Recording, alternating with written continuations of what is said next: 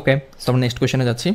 Next কোয়েশ্চেনে 7 নম্বরে দেখেন, at which of the following points does the line with equation y equal to 4 intersects the parabola y equal to x plus 2 whole square minus 5 in the x y plane.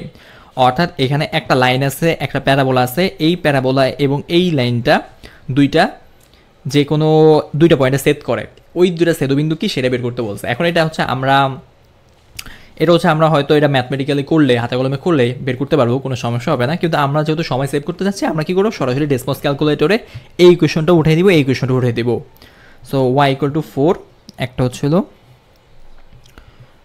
y equal to 4 এবং আরেকটা হচ্ছে x plus 2 whole square minus 5, x plus 2 whole square minus 5,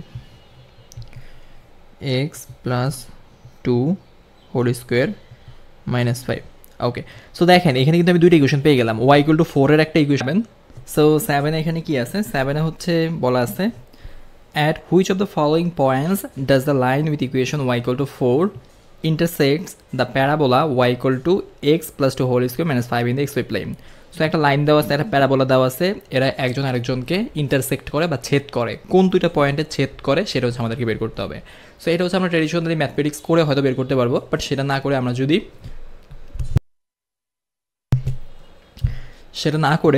যদি ডেসমস ক্যালকুলেটরে এই ম্যাথটা সরাসরি বসিয়ে দিই, তাহলে কিন্তু আরও ইজিলি অ্যান্সার বের হয়ে যায়, রাইট? সো আমরা চেষ্টা করবো সেভাবে ডেসমস ক্যালকুলেটরে বসিয়ে দেওয়ার জন্য। শুরুতে আছে কি y ইকুয়াল টু 4, এটা একটা equation. So y equal to 4 আমরা যখন বসালাম, ডেসমস আমরা y ইকুয়াল টু 4 এর স্ট্রেট লাইন দেখতে পেলাম।